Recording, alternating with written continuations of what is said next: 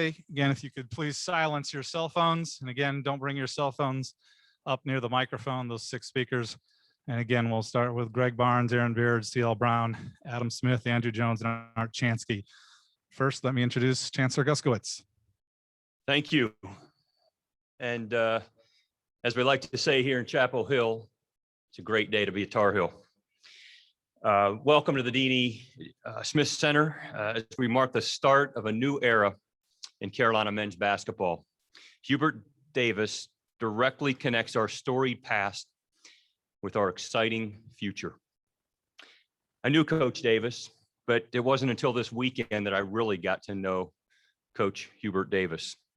Bob and I spent hours with him, and I had an opportunity to hear about his passion, about his integrity, and about his vision. But it wasn't just about his vision for Carolina basketball. It was about his vision for how leading this program, Hubert Davis is going to ensure the success of our student athletes here on campus, and is going to make an incredible connection to the campus community, much like Coach Roy Williams did for many, many years here in Chapel Hill. He's achieved at every level, taken every challenge and beaten the odds, and has established himself as a winner every step along the way. And I'm confident that with this new challenge, he will continue that journey of success. I'm proud to have Coach Davis as the face of Carolina basketball for years to come. Coach Davis's family is with us today. Leslie, Elijah, Gracie, and Micah, and his father, Hubert. Welcome back to the Smith Center. We know that Coach Davis is going to need you for every step along the way. And Coach, you epitomize the best of Carolina basketball. I didn't think it was possible for me to feel more passionate as a Tar Heel, but after talking with you this past weekend, you inspired me. So with that, I can't wait to see what the future holds, and I'm going to pass it off to Bubba Cunningham. Thank you, Chancellor. And what an honor to talk a little bit today. Well, good afternoon, and thanks for all of you for being here. Today, I want to say a few things before I introduce Coach Hubert Davis. One, I want to talk about the Carolina family. I want to talk about the process that we went through to hire Coach Davis. Say a little bit about college athletics, and then I'll get to Coach Davis and turn it over to him. But I cannot tell you how much I have learned in the last 4 days about the Carolina family. I've learned more in the last 4 days about the strength and bond and relationships and loyalty and commitment of the Carolina family in the last 4 days than I have in the last 10 years. I've talked to more than 20 basketball players, former players, coaches, and to a person, they are selfless, they're value-based. They have a level of integrity and a level of selflessness that I've never seen. I talked to many that were interested in being the head coach. And at the end of the conversation, each and every one of them said, I'd love to be the head coach, but if it's not me, I know you'll do the right thing. And all I want is for Carolina to get the right coach. And we have found the right coach. So I cannot thank the Carolina family for teaching me so many great lessons over the last 10 years, but specifically the last 4 or 5 days. A little bit about the process. I mentioned last week that the chancellor and I were going to do the search ourselves and not have a search firm. And we did not have a search firm, but we weren't the only two that were taking a look at the various candidates. In addition to the two of us, I had 8 members of my staff that also interviewed candidates along the way. And many of the Carolina folks that I've met also looked around the country and helped me identify additional candidates, other people that were interested in the job, and allowed us to have a broad view of who would be the right person to lead us right now. And again, we came back to Coach Hubert Davis. We had a number of internal candidates, a number of external. We had a lot of people involved, and we were allowed to do this because of the strength of our board of trustees. Richard Stevens, the chairman of the board, was informed along the way, and he gave us the latitude to do a very quick and efficient search, but with the right governance process in place. And I cannot thank he and the entire board for their assistance along the way. A little bit about college athletics. College athletics is really changing right now. Last week, we were in front of the Supreme Court on issues associated with what resources are appropriate for student athletes. We have state laws that are being passed. We have NCAA legislation that's changing daily. We don't know what the future of college athletics looks like, but I do know what the values and principles are at the University of North Carolina. We are based on education. We are based on providing opportunities and then pursue whatever passion they want. Whether they play professional sports, which we hope every one of our basketball players has that ambition that they play professionally. We want them to have those choices and those opportunities. But we are committed to providing them an educational experience. We're committed to providing educational experiences for all of our students. We're proud of our, and when I started to look at the attributes of what it took to lead this program, given this environment and this set of students that we have on our campuses today, it led me to Coach Hubert Davis. And Hubert has been an assistant coach for 9 years. And I think oftentimes his personality, his passion for this place and for this job have been obscured because of a legendary head coach. But in the last 4 days, that became incredibly evident to me. He is the right person to lead our program right now. And when I think about him personally, I think about his family. And I think about who he is. And he personifies servant leadership. Many of you have heard the stories about Coach when he was a high school player and was under-recruited. And he came to the University of North Carolina, not to prove anybody wrong, but to do the very best he could possibly do. And he certainly achieved that. But his servant leadership started at a very young age. Some of you know, some of you don't, but his mother got cancer when he was 15. He drove her to chemotherapy sessions while looking after his sister, who was 6 years younger. His father was working all the time. And so Hubert had enormous responsibilities as a young person. So what has he done since that time between playing at Carolina, playing professionally? What he has done is he has become the best he could be at whatever he was challenged with. He has been an overachiever his entire life. He has always been the best son to his father, Hubert. He has been a best husband to his wife, Leslie. He's been the best father to Elijah, to Gracie, and to Micah. He's the best mentor for our basketball players today, and he will be the best leader for our program well into the future. So it is my distinct pleasure to formally introduce as the new head basketball coach at the University of North Carolina, Hubert Davis.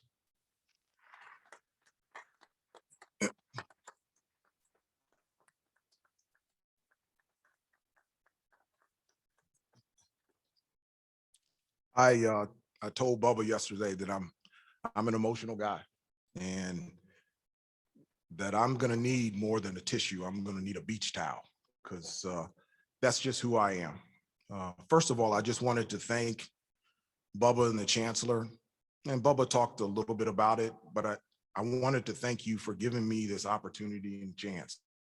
That's just a big deal to me. I had always wanted to be here at Carolina. You know, growing up, I had always wanted to walk out of that tunnel, always wanted to put on that uniform, always wanted to play for Coach Smith, always wanted to play on this floor, always wanted to get an education here. I wanted to be a part of this community.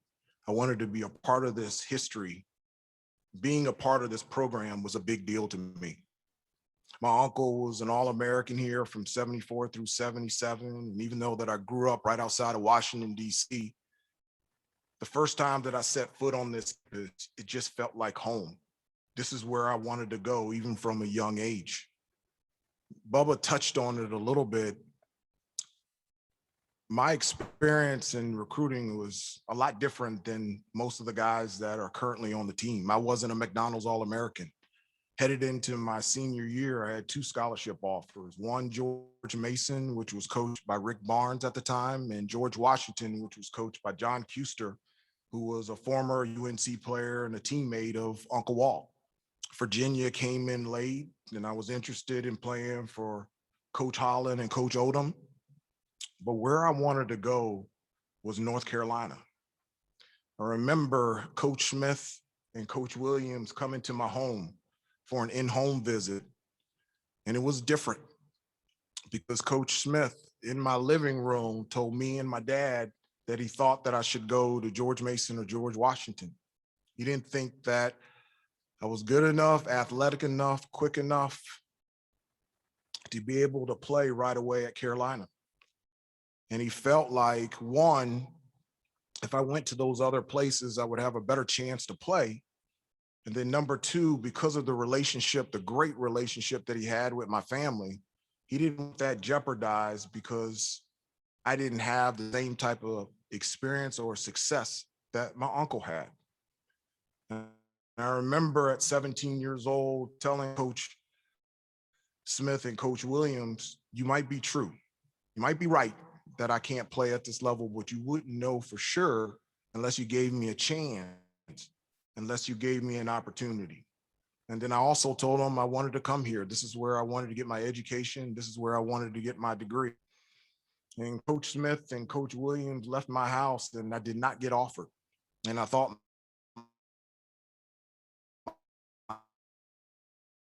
chance and my opportunity, I'm going to give you admitted to Carolina on the spot. Because Smith and Coach Williams gave me that chance and that opportunity to come here, everything significant in my life has happened here. This is where I played basketball. This is where I got better. This is where I went to school and graduated with a criminal justice degree. This is where I met the best friends of my life here. This is where I became a Christian. This is where I fell in love with my wife. This is where I bought my first house. This is where my wife and I got married. And in 2004, when I decided to retire from the NBA, we could have lived anywhere we wanted to in the country. And my wife and I decided to raise our three unbelievable, beautiful children here in Chapel Hill. You know, the last 9 years coaching under Coach Williams, it hasn't been a job at all.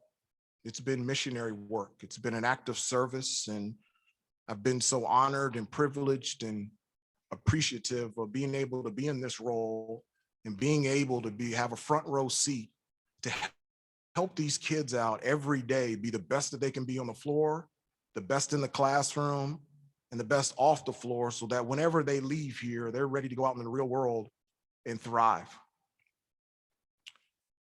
9 years ago, Coach Williams gave me another chance and an opportunity. I was working with the ESPN, and out of the blue, Coach Williams asked me to be a part of his staff. I've never told Coach Williams this story. Every time that I played, whether it was high school, college, and the NBA, when I ran out of the tunnel, I always looked for my dad. I just needed to see where he was sitting, and I just needed to make sure that he was in the stands. And the reason being is because irregardless of what happened on the floor, whether I shot the ball well or played well or I didn't play well at all, it was just comforting to me to know that I had at least one person stands, irregardless of how I played, he was on my side. That's the way that I felt about Coach Williams. Every time that, and he doesn't know this, every time that he walked through the office, I took a deep breath because I just felt settled, because everything was going to be okay because Coach Williams was there. He's the greatest coach that I've ever been around. The time that he was here, he's the best coach for this university. He's the best coach for this team. He's been the best coach for this university and the best coach for this community. And I absolutely love him to death. And I'm so thankful for just giving me a chance and giving me an opportunity. I can't believe that he's here today. I was doing some interviews and somebody told me that Coach Williams was in the office, and I wanted to get all those interviews done because I just needed to go see him. And I just needed to be around him. I just needed to talk to him. I just needed to be around him. Seeing him connects me to Coach Smith and Coach Guthridge, and his presence and his love for this university and this program and what he embodies as a person is something that I have enjoyed and am going to miss being around every day. Over the last 3 or 4 days, my phone's been ringing off the hook. There's been a lot of text messages and phone calls and emails, and it's been crazy. But the things that I've really enjoyed, all these text messages and phone calls and emails, they've been so supportive and encouraging. It's just great to have people walk alongside you and just genuinely on your side. I wanted to share one text that I got that immediately brought me to tears, and it was really special to me. Right after Coach Williams had his retirement press conference, one of the first people that texted me was Coach Larry Brown. I played for Coach Larry Brown my last year in the NBA with the Detroit Pistons. And it was the last year that I played in the NBA, and I still felt like that I had some gas in the tank. And he didn't feel that way. And we had a disagreement. I felt like I could still play, and he didn't want to put me in the rotation. And he had every right. He's an unbelievable coach, Hall of Fame career. Towards the middle of the year, I requested to be waived, and I was waived, and I was picked up by the New Jersey Nets, and that's how I finished my NBA career. I had not spoken to him or seen Coach Brown since then, and I just always felt like Coach Brown didn't like me. After Coach Williams did his retirement press conference, he texted me and said, "Hubert, I just wanted to let you know, I would love for you to be the next head coach at the University of North Carolina." And that Coach Smith, the idea of that happening would put a smile on his face. And I just immediately started crying. I gave the phone to my wife and I said, "Read this." And I said, "I thought he didn't like me."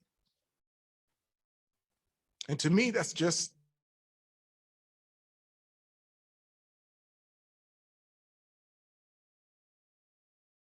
a perfect example of what this place, in different words to describe the togetherness and the closeness of a program.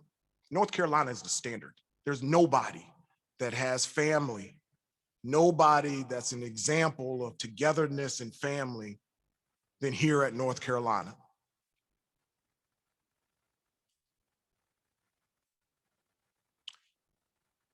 This is the first time that I saw my dad in over a year.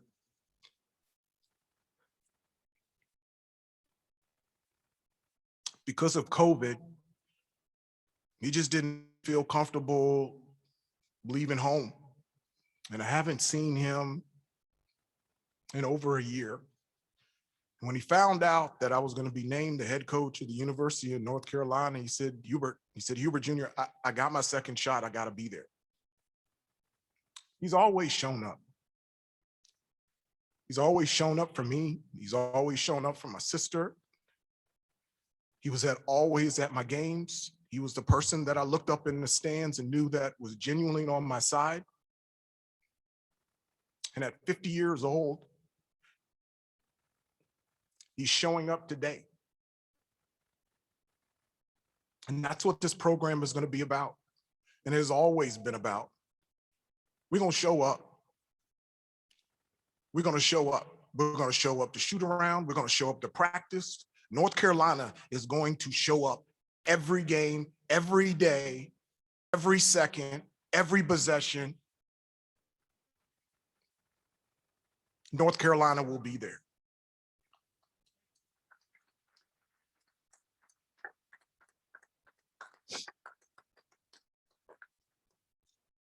And so I want to thank Bubba and the Chancellor for giving me this chance and this opportunity.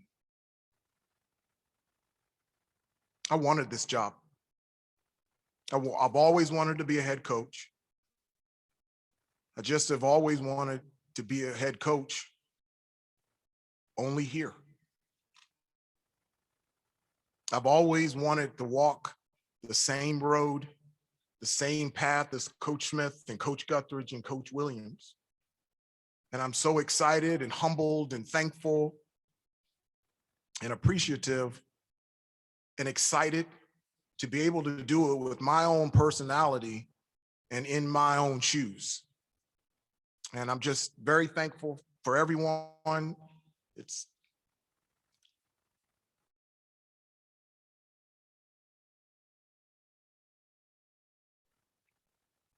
And I'm ready. Thank you.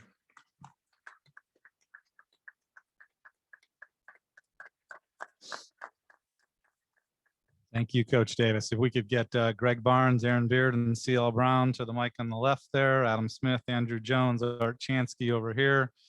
Greg, we'll start with you when you're set. And if after you each ask your questions, please stay put until all 6 have asked so we don't block the TV cameras. Thank you. With that, Greg Barnes, go ahead. On your left, Coach Davis.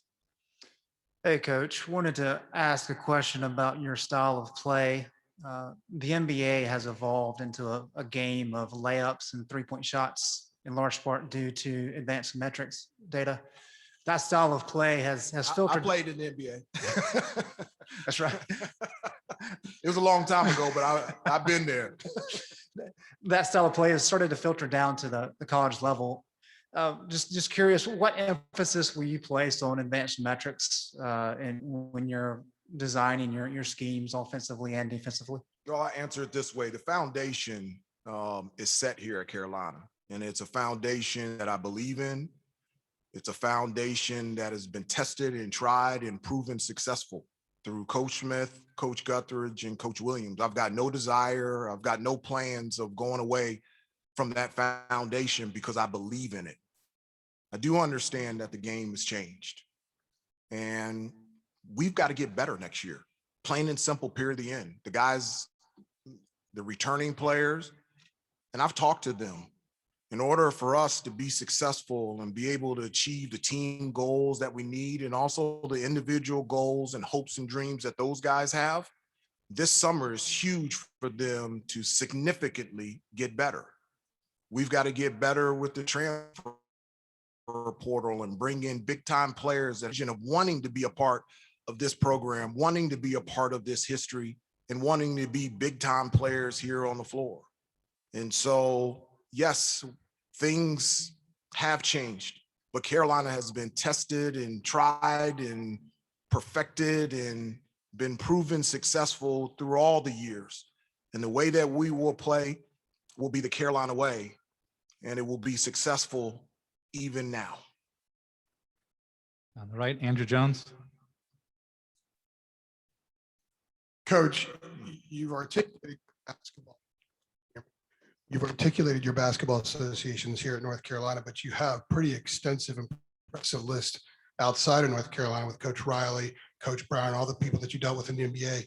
What did you learn from them that is kind of consistent from what you learned here at North Carolina that kind of personifies greatness that you'll take with you and apply toward this job? Well, that's one of the things I'm very thankful for. You know, obviously that I had the experience of playing here for 4 years under Coach Smith and Coach Guthridge, and the experience on and off the court from them, the 4 years that I was here was invaluable. But I'm very thankful and blessed to have experienced other things as well. You mentioned I played for Pat Riley for 3 years. Can't ask for a better coach. There's so many things in terms of with him, the preparation and the process that you have to have, and just to have a chance to be successful. Played for Jeff Van Gundy, played for Don Nelson. I'll tell you one story with Don Nelson. He was my coach with the New York Knicks, and he's also was my coach for the Dallas Mavericks. When he was named the head coach of the New York Knicks, at the time I was a starter.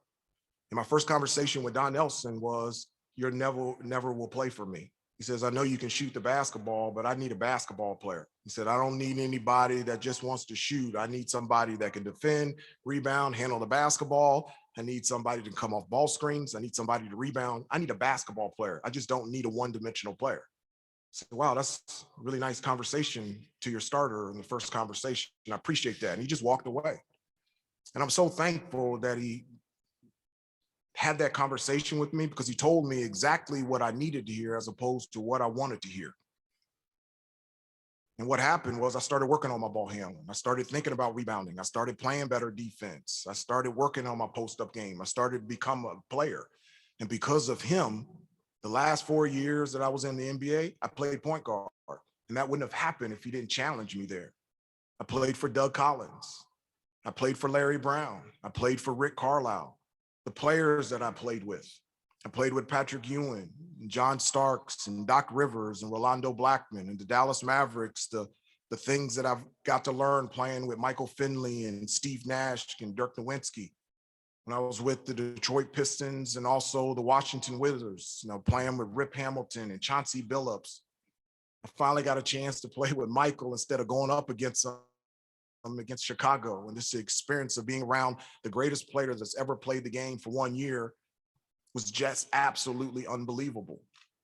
I also look into the experience and the opportunities that I had with ESPN. I had front row seats to be able to sit down and look at different traditions, practices, games, and see how people run their program. And so all those things that I put together has helped me see a vision of where I want to be as a coach. And I draw upon all those experiences. On the left, Aaron Beard. Hey, Hubert. I'm curious how you handle, I guess, how you feel about the pressure of walking into a job like this and following a successful coach like Roy Williams has been. It's obviously a place that means so much to you. Do you feel pressured? Do you just feel excitement? What would you describe in that regard? I don't feel pressure because I'm not comparing myself to anybody. Coach Williams is the greatest. I'm Hubert. And as I said before, the only thing that I need to do is to do this job with my personality and in my shoes. And I've been doing that for 50 years. So I think I can do it some more. I don't have a problem with that. And yes, this job brings pressure. Yes, this job brings anxiety, but I played here. I played 12 years in the NBA, 7 years with ESPN, always on TV on game day, and was 9 years here as an assistant coach. And so all those experiences have prepared me to walk this path with humbleness, excitement, joyfulness, and determination. Okay, over here on the right, Adam Smith. Hubert, when you talk about the experiences over the last 9 years here, what sort of mental notes did you take along the way that, you might have thought this could prepare me for this moment? And also, if I can add to that, you talked about feeling settled when Roy walked in the office. What do you think you'll feel with him not being around?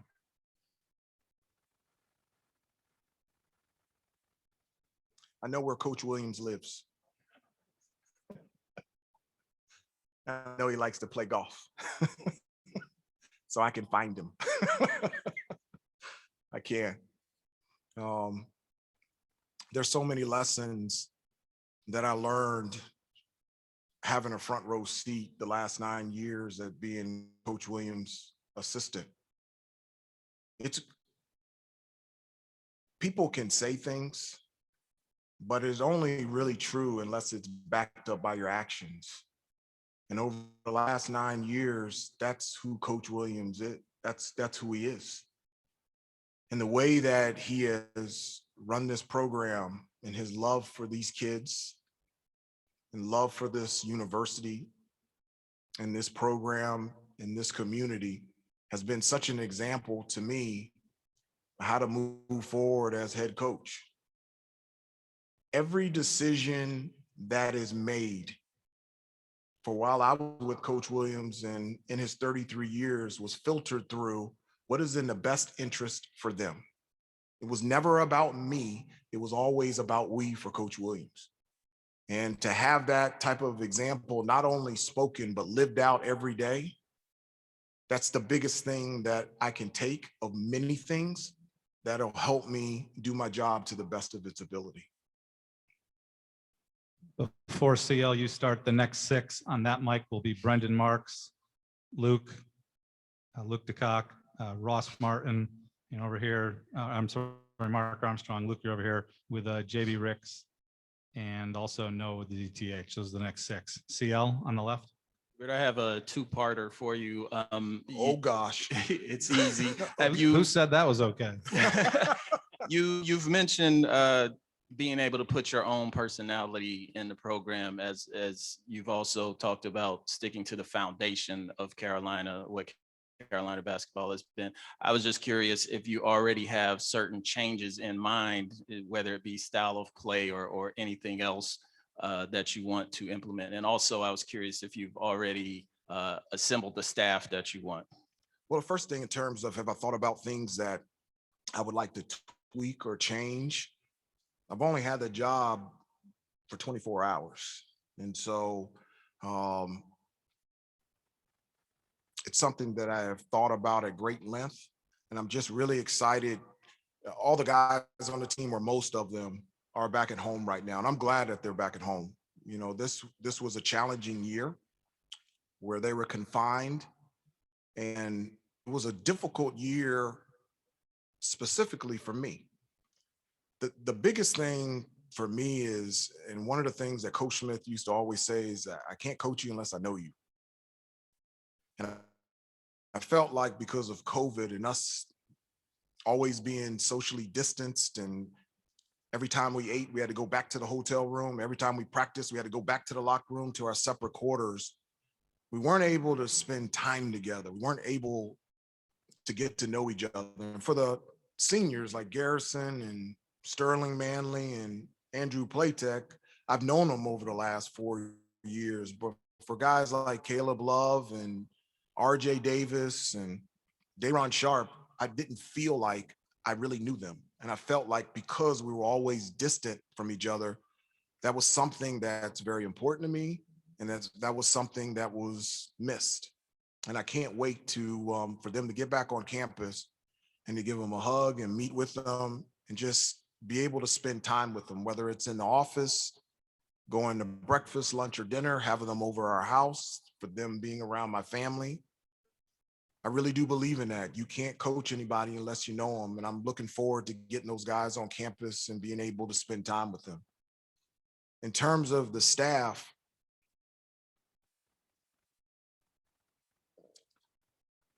you can't do this job unless you're a Carolina guy.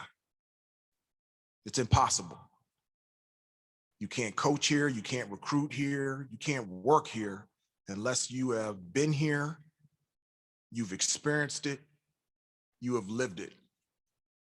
And so in terms of the staff, it's all guys that have experienced this place and believe it and have the passion and the desire that all of us have for this university and this program and these kids in this community. One of the things that I desperately want to do in terms of a staff is I want to connect the generations. I want to have guys on staff that played for Coach Smith. I want to have guys on staff that played for Coach Guthridge. And I want to have guys on staff that played with Coach Williams. I want to be able to connect all those, because I think bringing all those coaches together is what makes Carolina, Carolina.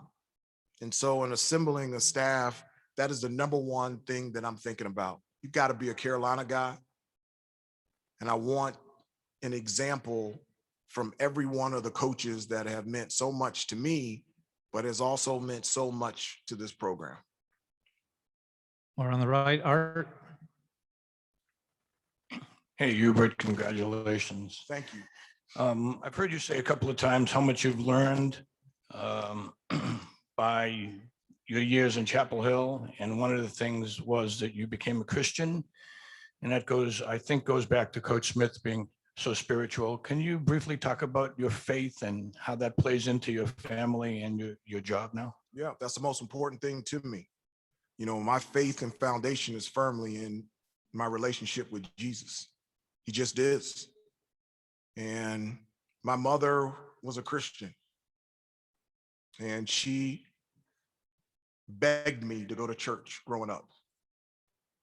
And I didn't want to go. I wasn't interested in it. My mom used to always say that Jesus had a plan for me, plans for a hope and a future, plans not to harm you, plans to prosper you, Jeremiah 29:11. And at the time growing up, I didn't understand it and I didn't listen to it. And when my mom passed away 2 days before my junior year of high school, I grew a tremendous hate towards God. And for the 2 years that I was here at Carolina, the same way.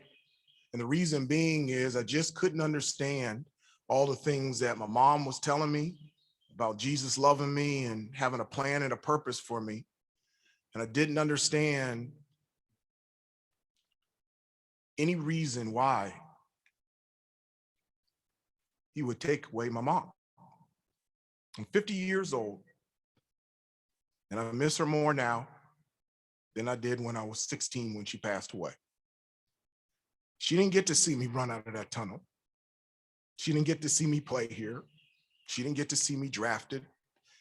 She didn't get to see me play in the NBA. She didn't meet my wife. She wasn't at our wedding. She hasn't been with my kids. She's not physically here today. And one of the things that Coach Smith used to do was to make all the freshmen go to church. And as I went to church, only because Coach Smith and Coach Guthrie encouraged me to go to church, I started to understand what my mom was talking about. I started to understand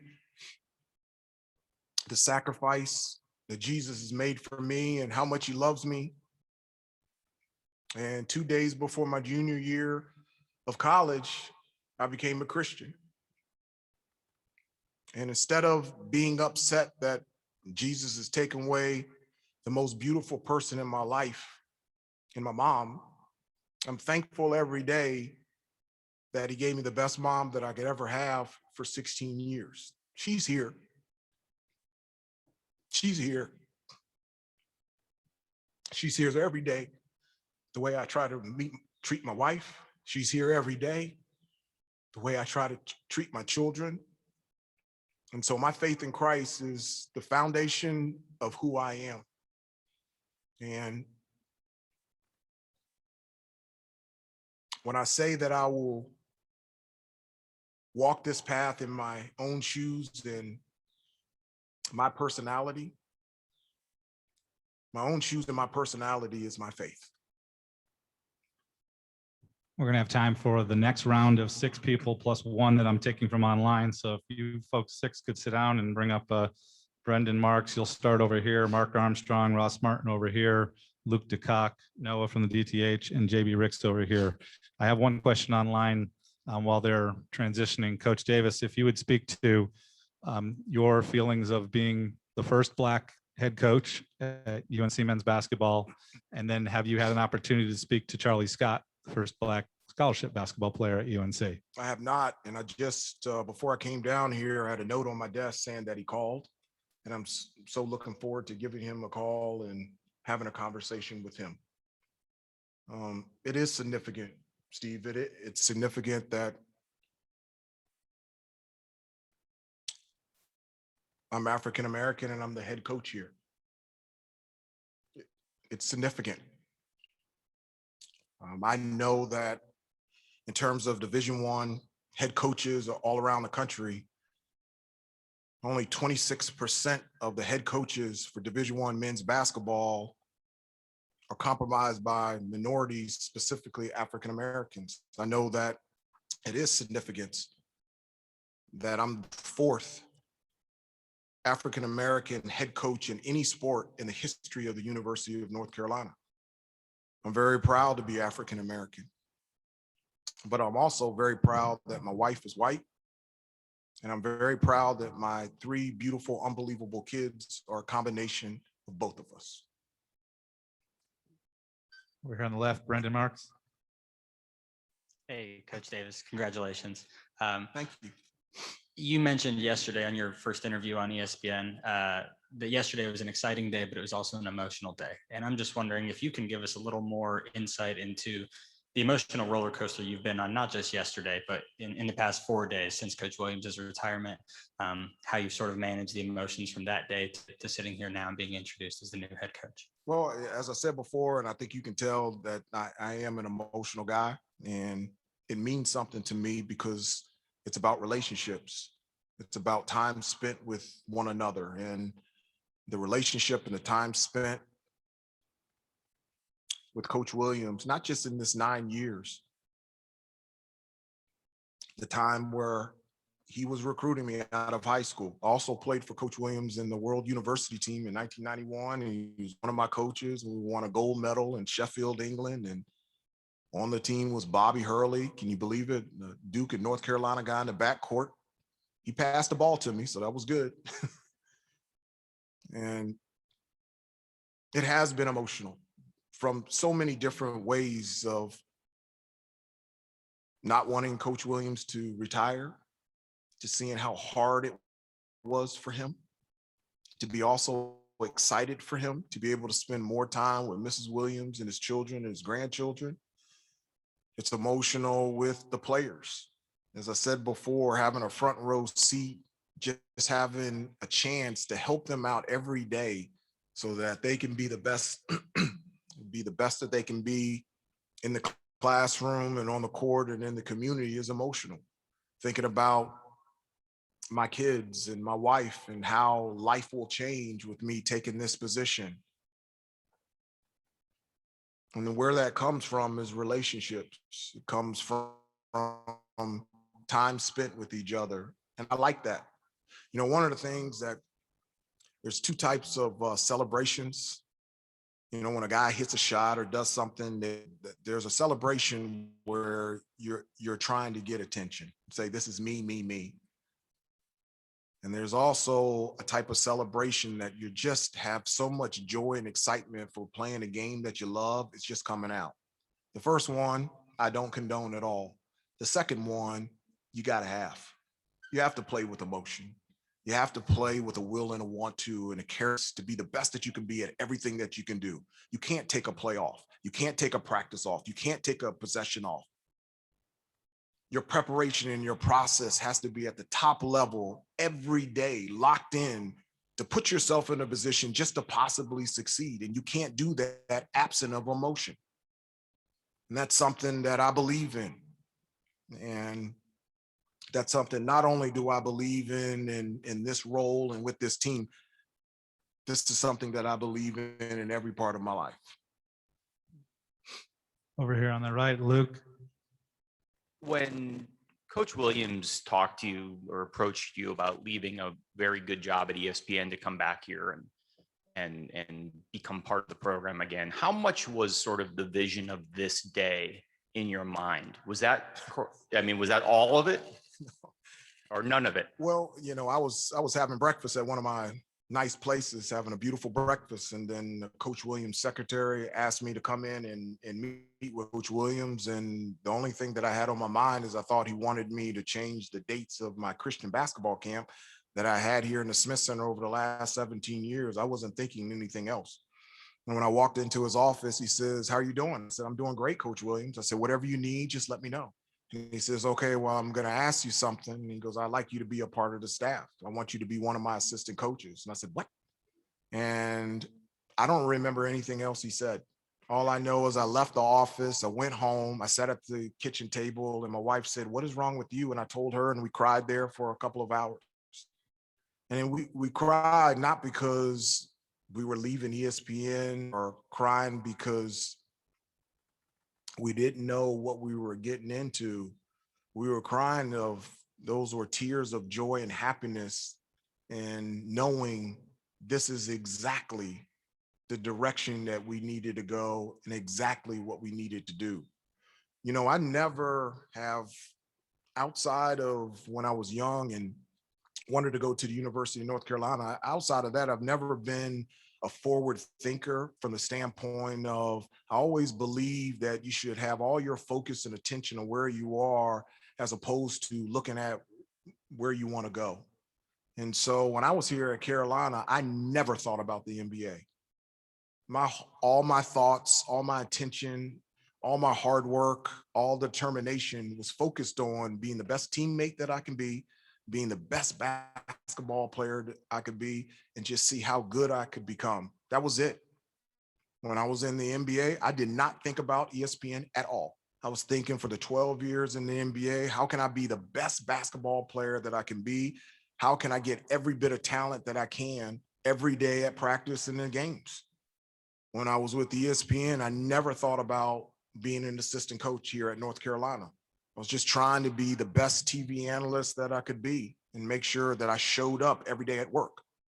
And so as I was an assistant coach over the last 9 years, I never thought about being a head coach here at University of North Carolina.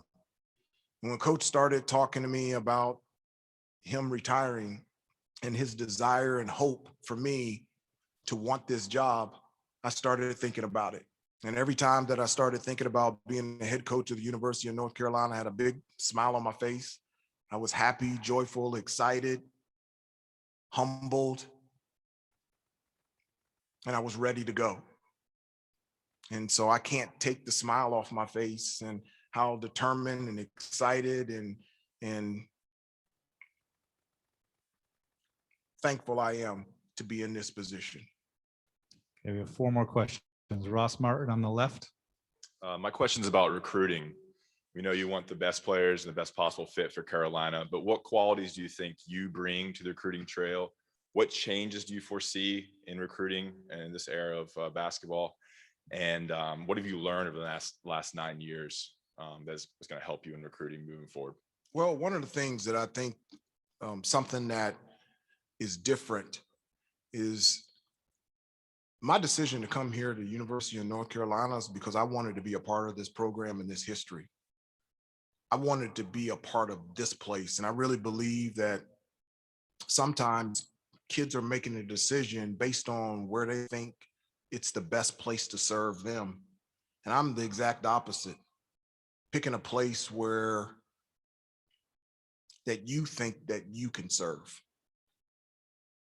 I want everybody to have the same experience that I had at Carolina.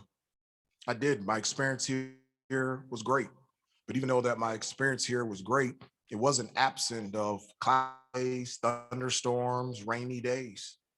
The reason why that I had a great experience in the midst of hard days, challenging days, rainy days, and cloudy days was because I knew that this is the place that I wanted to be, the place that I wanted to be coached, the place that I wanted to be to get better, the place that I wanted to be to grow up, the place that I wanted to be the best person and the best basketball player that I can be. And that's what I want. Everybody, we want talented players. We want big time players that want to play at the highest level, at the highest stage, and this is the place to be. But I also want players that want to be here. So whether you're here 1 year, 2 years, 3 years, unpack your bags and let's get ready to go. Because this place is too special to be thinking about someplace else other than giving your full attention here. And there's a number of kids that will want that chance and would want that opportunity. And I want them here at UNC. On the right, JB. Hey, Coach Davis, first and foremost, congratulations on this amazing opportunity.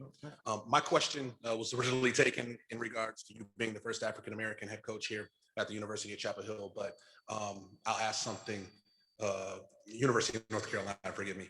I'll ask something along those lines as far as how will you embrace that role, when it comes to raising young men in this day and age with everything going on in this country, and what have you learned from Coach Williams when it comes to teaching these kids to be professionals on and off the court?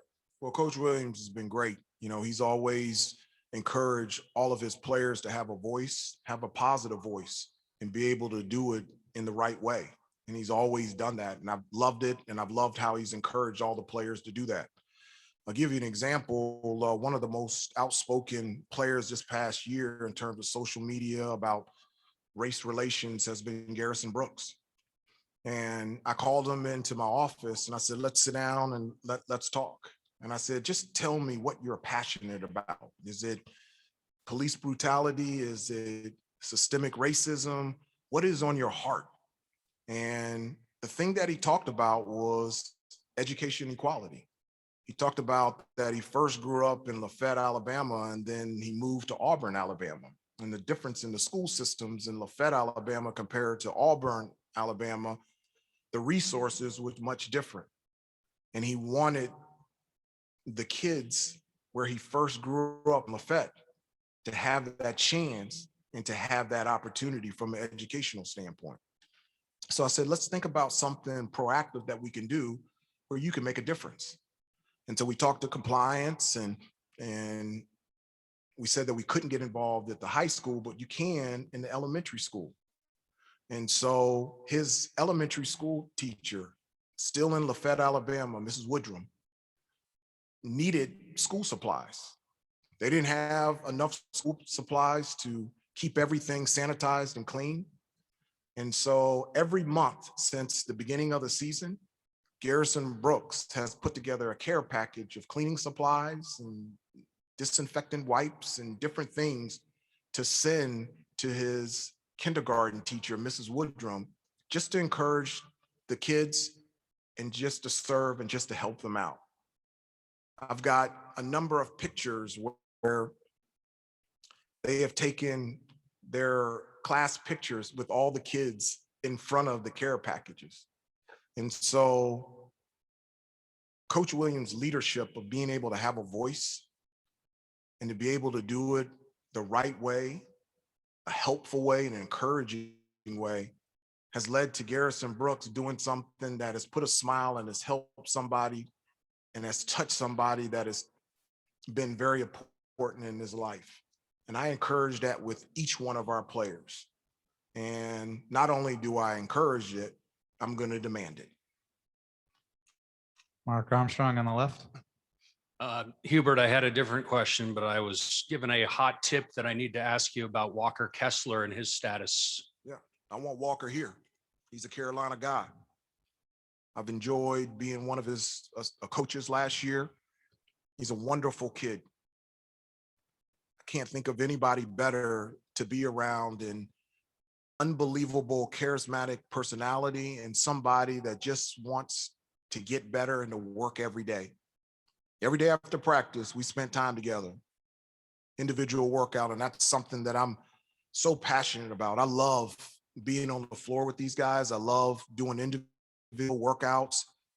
Kids need it, kids want it, and I love it.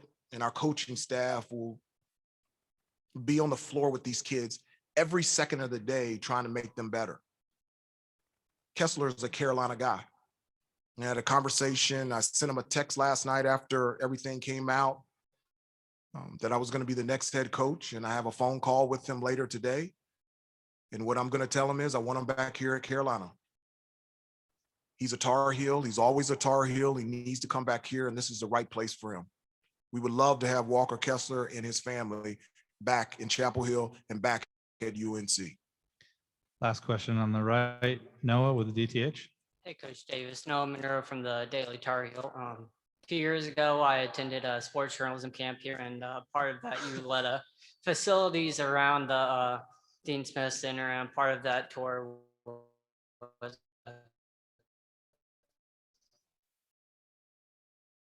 to be Coach Williams' office. My question is office of so many of your mentors and your heroes, Coach Williams, Coach Dean Smith, Coach Guthridge.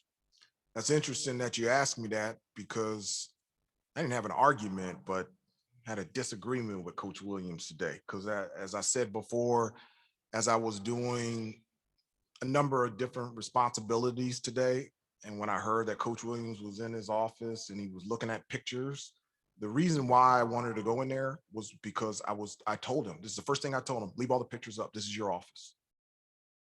And I told him this for two reasons. This is his office. This is his home. And I want Coach Williams, I want Mrs. Williams, I want all of his children, and I want his grandchildren. When they come to games, I want them to go into his office. I want them to go home. And I don't want that to change. The second reason is, and it's selfishly, that'll make me think he's still here. And I remember coming back in the summer and Coach Smith's office was in the basement. And I didn't like that. I wanted him to be in the office. And I don't like the idea of Coach Williams, me being in his office. I want him to come back. I want him to sit in his couches, in his chair. An office is an office. I've had my office for 9 years and I've really enjoyed it. It's beautiful. It's more than what I need. There's a phone in there, there's a desk, there's a couch, there's a TV. Everything that I need is supplied there. And another thing that I need is the presence of Coach Williams around me. It's just something that I want, and it's just something that I need. Coach Davis, Chancellor Bubba, thank you very much, everybody. Thank you for being here. Appreciate it on short notice. Have a good day.